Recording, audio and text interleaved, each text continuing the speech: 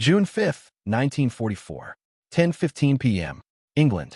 A 53-year-old general sits alone in a small cottage, listening to the deafening roar of aircraft overhead. Hundreds of them, carrying 13,000 paratroopers into the darkness, into France, into German guns. The largest invasion force in human history is already in motion. Ships, planes, 160,000 men. There is no turning back now. And in his hand, a piece of paper, handwritten, for sentences, 56 words, a message he prayed no one would ever see.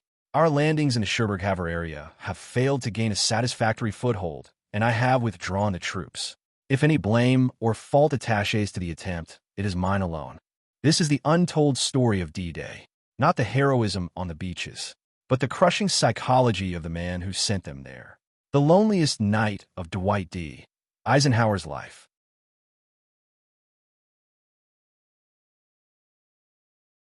By June 1944, Eisenhower had spent months planning Operation Overlord, the invasion of Nazi-occupied France. Over 2.8 million Allied troops massed in southern England, the largest armada in history for 1,000 ships, 1,200 aircraft. Everything depended on one thing Eisenhower couldn't control: the weather. For the invasion to work, he needed 5 impossible conditions at once: a full moon for night visibility, low tide to expose German beach obstacles, light winds below force 4, minimal cloud cover for air support, and calm seas to launch landing craft. These conditions aligned only a few days each month. The original D-Day, June 5, 1944. But there was a problem. His chief meteorologist, a dour Scottish meteorologist named Group Captain James Stagg, delivered devastating news on June 3rd. A massive storm was coming. June 4th, 4:15 a.m., Southwick House, Portsmouth. Eisenhower stood in a war room with his top commanders: Admiral Bertram Ramsay, Air Marshal Trafford Leigh-Mallory, General Bernard Montgomery. Outside, rain hammered the windows. Gale-force winds shook the trees. Stagg entered the room. The forecast: high winds, heavy seas, low cloud cover. Conditions were clearly unsuitable for landing. Eisenhower had to decide: go ahead on June 5th and risk catastrophic failure, or postpone. But postpone to when? Ships had already departed from Scotland days earlier. Troops were packed into landing craft. The secret was leaking. German intelligence was closing in. If he delayed, the next suitable tides wouldn't come for 2 more weeks. And by then, the Germans might know everything. At 4:30 a.m., Eisenhower made his call. Postpone. 24 hours. But that was all he had. June 6th was the last chance. What Eisenhower didn't know: the storm was about to reveal something extraordinary.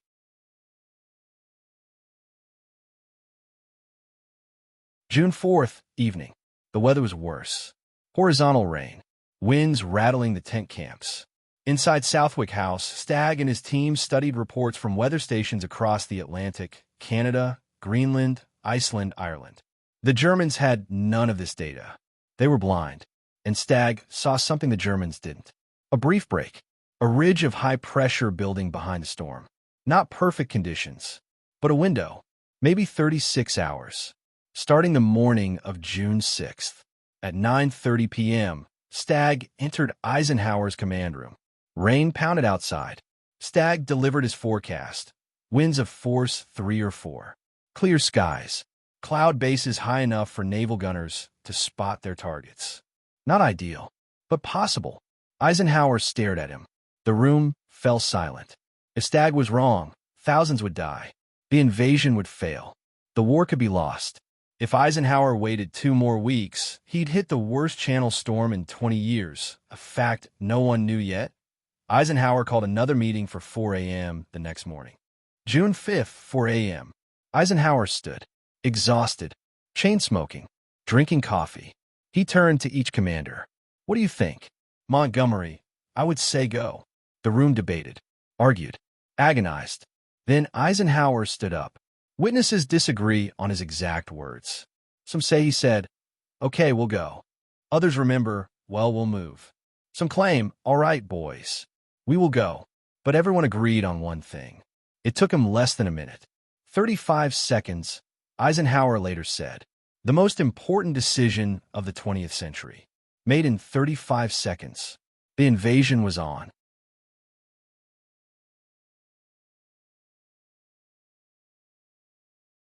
June 5th evening, Greenham Common Airfield, England. Eisenhower made an unscheduled visit. He needed to see them, the paratroopers of the 101st Airborne Division, the men he was sending to jump into darkness. When he arrived, the men were already preparing, faces blackened with camouflage, helmets covered in netting, equipment loaded. They saw him coming, immaculate, 4 stars gleaming, walking toward them with purpose. One photograph from that night became iconic. Eisenhower, surrounded by young men, talking, smiling. One soldier, First Lieutenant Wallace Strobel, wore a helmet tag with the number 23. It was his 22nd birthday. What did Eisenhower say? For decades, people assumed he was delivering a rousing speech, inspiring them, preparing them for battle. But Strobel remembered the truth. Eisenhower asked, "Where are you from, Lieutenant?" Strobel answered, "Michigan, sir." Eisenhower's face lit up. "Oh, Michigan. I used to fish there. Great fishing in Michigan." They talked about fishing. Fishing. Another soldier, from Minnesota or Wisconsin, joined in. They swapped fishing stories. Lakes, rivers, bass, trout. Then one of them said, "Don't worry, General. We'll win the war for you." Eisenhower smiled, nodded, shook hands. Then he walked away. His driver, Captain K. Summersby, was waiting by the car. She saw his face as he climbed in. Tears. Eisenhower said quietly, "I hope to God I know what I'm doing." Across the channel, the Germans had no idea what was coming. Their meteorologists, using inferior data, predicted the storm would last for days, weeks even. An invasion was impossible. Field Marshal Erwin Rommel, commander of the Atlantic Wall defenses, felt so confident that he left Normandy entirely. He went home to Germany to give his wife a birthday present, a pair of Parisian shoes. The Germans were blind, and the Allies knew it, but Eisenhower still prepared for the worst.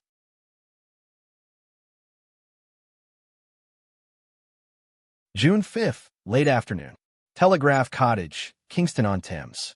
Eisenhower returned to his private quarters. The roar of aircraft filled the sky. Paratroopers were already in the air. He sat down, pulled out a piece of paper, and wrote, "Our landings in the Cherbourg-Havre area have failed to gain a satisfactory foothold, and I have withdrawn the troops. My decision to attack at this time and place was based upon the best information available. The troops, the air, and the Navy did all that bravery and devotion to duty could do. If any blame or fault attaches to the attempt, it is mine alone." Look at the changes he made. He crossed out this particular operation and replaced it with "my decision to attack." Emphatic, personal, and under the words "mine alone," he drew a thick, heavy line. This wasn't just a message. It was a confession, a resignation, a man accepting the weight of history's judgment. Eisenhower folded the note, put it in his wallet. If D-Day failed, he would release it, take full blame, resign. No excuses, no deflection, no mistakes were made. Just, "It is mine alone." But here's what makes this moment even more extraordinary. Eisenhower misdated the note. He wrote July 5th instead of June 5th. A small mistake, a human mistake. When asked about it years later, Eisenhower shrugged. A minor error on my part. But maybe it wasn't a mistake. Maybe, in the chaos of that night, with planes overhead and the future hanging by a thread, his mind was already 3 weeks ahead, imagining the aftermath. The reckoning, the blame. June 6th dawn, Normandy. The first waves hit the beaches. Omaha, Utah, gold, Juneau, sword, chaos, blood, death, but also success. By midday, Allied forces had secured a foothold. The airborne drops, despite scattered landings, had worked. Paratroopers held key bridges, blocked German reinforcements. Eisenhower's gamble paid off. The note in his wallet was never needed. After the invasion succeeded, Eisenhower crumpled the paper and threw it in the trash. But an aide retrieved it, kept it, preserved it. Decades later, it became public. And today, it sits in the Eisenhower Presidential Library, a reminder of what true leadership looks like. 2 weeks later, on June 19th, a massive storm hit Normandy, the worst channel weather in 20 years. If Eisenhower had delayed the invasion, waiting for the next suitable tides, his forces would have sailed directly into that storm. Landing craft destroyed. Ships sunk. Thousands drowned. The invasion would have failed. Group Captain Stagg sent Eisenhower a memo pointing this out. Eisenhower scribbled in the margin, "I thank the gods of war we went when we did."